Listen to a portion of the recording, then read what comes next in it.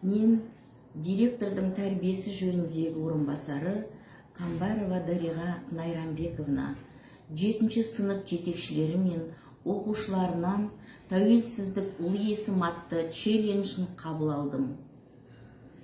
Бір өзіңе қарасаң, көзің тоймас. Егеменді тәуелсіз елім менің. Күлім қағып Атырау, Алтай бізге, азаттықта жайқалған жерім менің.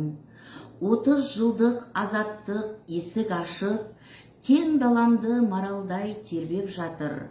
Тәуелсіздік біздерге бақыт сыйлап, құлағанға дем беріп емдеп жатыр. Қазақстан отаным, байтақ елім, сенде тудым, өмірге қайта келдім. 30 жылдық мерейтой құтты болсын, айта бергім келеді, айта бергім. Құрметті ұстаздар, оқушылар, тәуелсіздіктің 30 жылдық мерекесімен баршаңызды құттықтай отырып, осы челленджді директордың оқу ісі жөніндегі орынбасары Қожахметова Айзада Қантбековнаға, мектеп психологы Сәрсенбекова Шолпанға, педагог ұйымдастырушы Фарида Дняховаға және өзін-өзі басқару ұйымына жолдаймын. Қабыл алыңыздар.